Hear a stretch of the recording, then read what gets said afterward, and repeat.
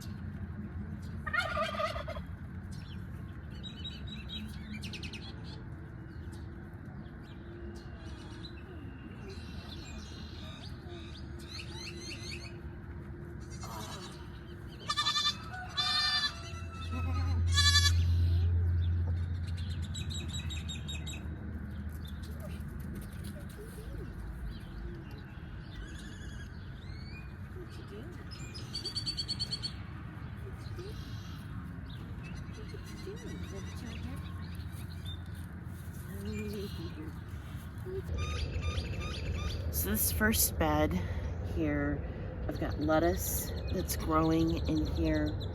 I've also got some Swiss chard, and I've also got some Brussels sprouts. Brussels sprouts take a long time to mature, so they grow happy here in this nice bed of lettuce. I grow this for our market gardens. This lettuce is, the variety I believe is Paris.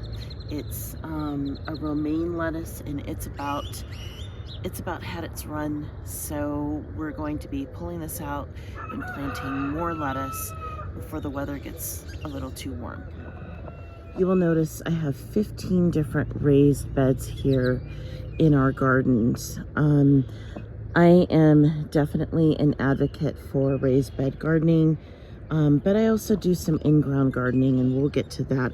That's well over there, and we'll get to that in a minute.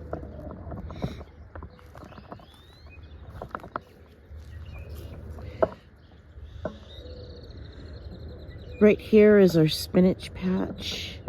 Spinach is just about done as well. It's had its glory day. The weather is heating up. Spinach does not like the temperatures to be over 60 degrees, and we've been hitting that. So it's getting to a point now where it's starting to bolt. That means it's putting on a flower head. So it's had its glory day as well. I also have some radishes that are in here. And it's about time for them to come out. This third bed has the exact same story as the other ones.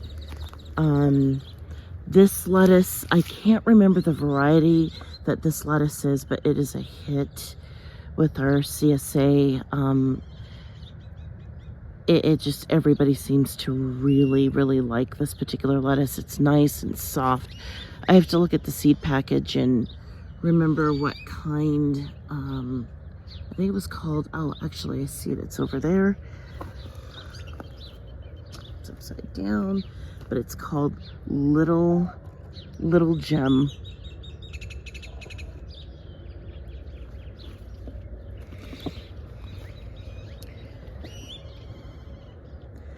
Over here I have some volunteer lettuce that's growing outside of the of the beds, and I've just kind of let that happen.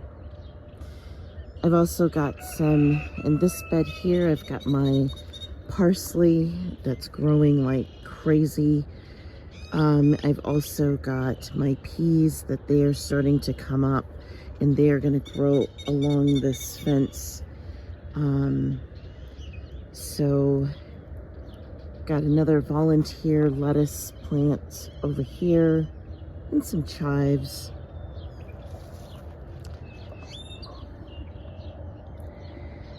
Panning out down this row, I've got some onions. I believe these are white onions mixed in with broccoli and lavender. And broccoli we grew from seed. Started that in February, I believe. And it's out here doing its thing.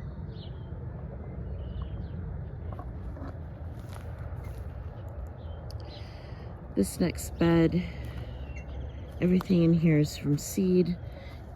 Even the stock plants are from seed. This is cabbage and Swiss chard. And then back there is some of our asparagus. I don't grow enough to include that in our CSA box, but it's enough for our family. I like to sprinkle the asparagus in different dishes. But I have another asparagus patch that I'm growing. And this year, I actually just completely forgot to dig this up and put this all in one patch. So next year, when everything dies down during the winter, I'll dig this all up and make it one big patch.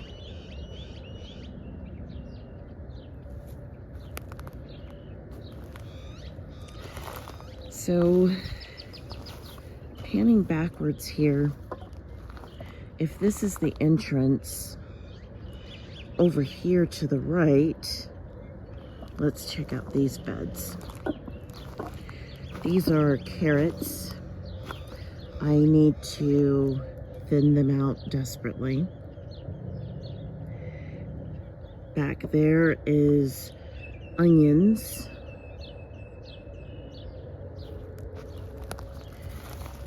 Back here are peppers and watermelon, and see, these are red bell peppers that we're growing here.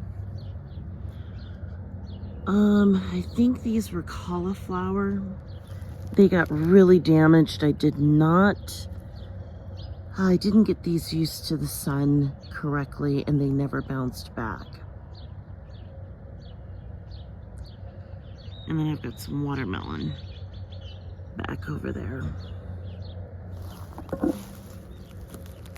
Another bed of carrots. And yes, I do need to thin out my carrots. I don't worry about it too much because I've got two little boys that absolutely love fresh carrots, and they seem to do the thinning for me. This is another view of our raised bed gardens here. So in this patch here, I've got some ichiban, what are those called? Eggplants growing. This bed right here had its day. I'm letting it go to seed.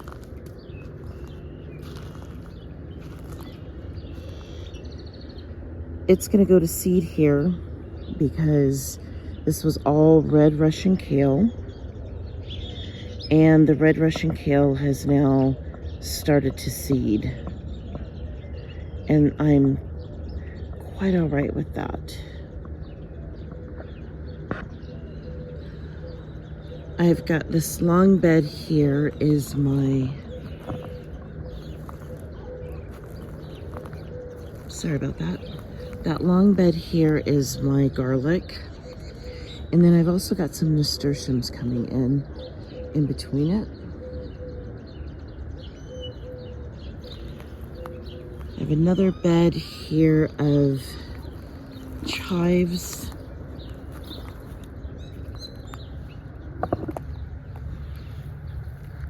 And then lemon balm that I had bought, and it's coming back. I bought that actually last year. I'm surprised the tag is still here.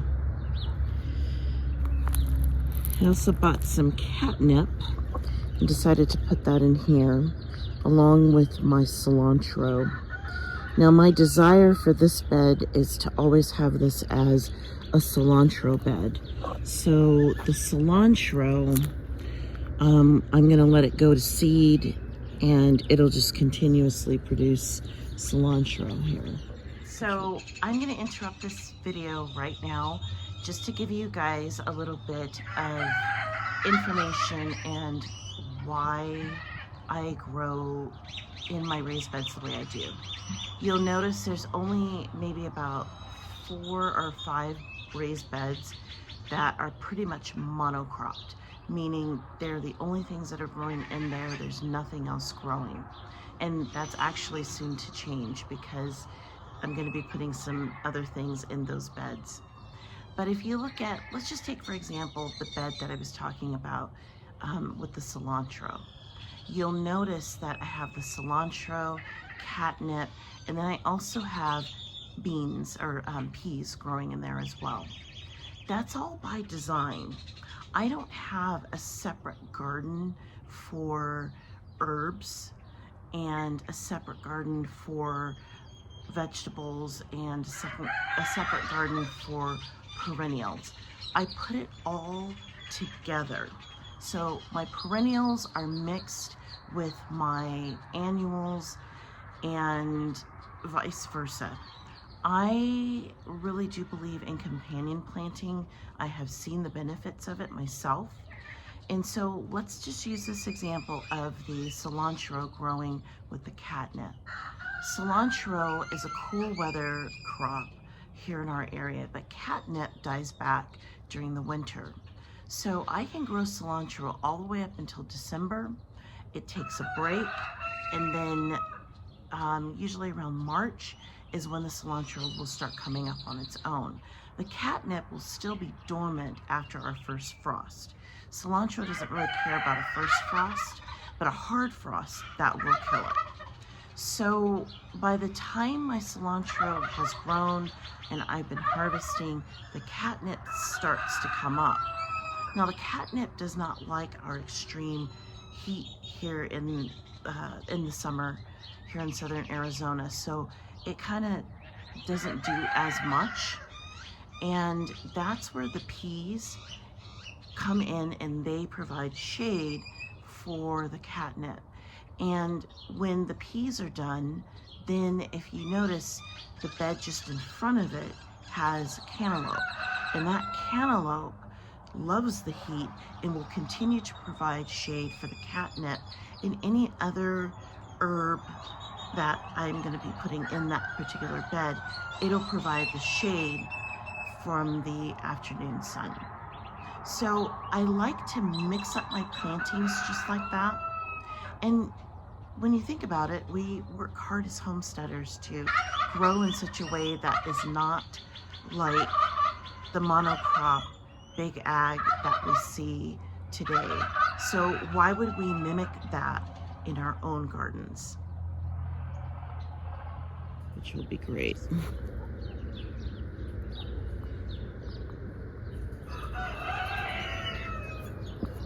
As you can see, I have a lot of weeds. So we're gonna have to, one of these days, before it gets too terribly hot, we're going to have to come through, recover all of this with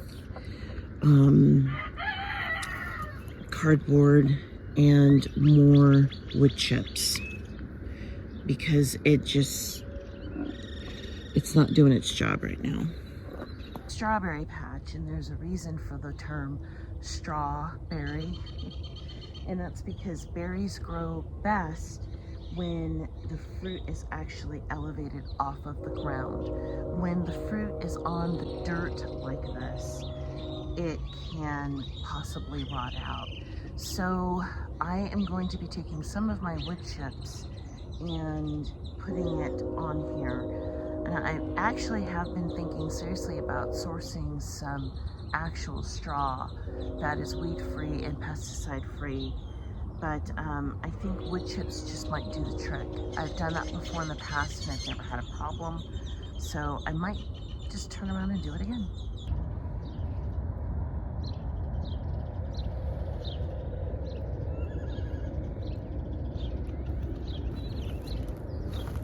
So next up is, these are the wooden beds that my husband so graciously made for us. And so we just saw the strawberry patch, and so now we're gonna come back here. And this is my okra area. I intend for this whole bed to be okra and watermelon. And I've got a couple of onions in here, but you can see the watermelon is back here, and then all along this row is okra. Today I'm going to be planting more okra seeds and just letting that come up on its own, but that is what I'm planning to have done in this bed. It's all going to be about the okra. I have a young patch here that I just planted of artichokes. Artichokes are very funny plants. When you first transplant them, they look just like this. They look like they're not going to make it, and they do. They are a perennial. They come back year after year after year, and they put on this lovely, lovely vegetable for the family. We absolutely love artichokes. This other bed is a work in progress. So I've got a little bit of a hodgepodge going on here. I had some store-bought, big store-bought, these were supposed to be, I believe, cantaloupes, and they're not making it. They're just not going to make it, and if they do make it, they're going to be a problem. So I'm about to rip these out and grow them from seed, rather than getting them from the nurseries. And you can see in here I've got some seedlings coming up. These are just wild flowers that are coming up, so various types of flowers. I've also got dill that's coming up in here, and then the rest of what you see here is collards. And so this main entrance is greeted by these raised beds here. Everybody seems to be doing really well in here. I've got herbs growing in here. I'm really excited about this one right here. This doesn't look like much, but it is. That is cumin. And then I've got some cantaloupe here that amazingly is doing quite well in this spot. This bed did not take to the cold. Our weather drops overnight. It's just absolutely insane to try to keep up with it. But these are nasturtiums that did not like the cold. The mustard did, and so did the carrots. But I've got carrots on this end over here, and they seem to be doing really well.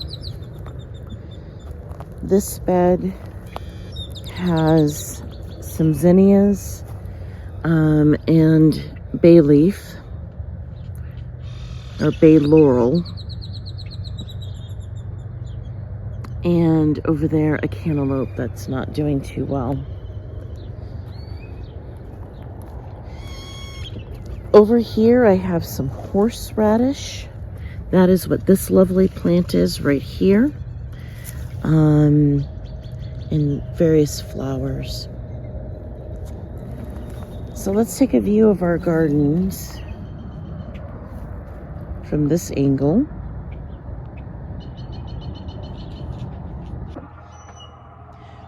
Well, that is the end of the tour here for our raised bed gardens. So from my family to yours, I hope you guys are doing well. I hope you enjoyed this garden tour. Stay tuned. I'm going to be doing a tour of our in-ground raised beds soon. So until next time, happy homesteading and be safe out there.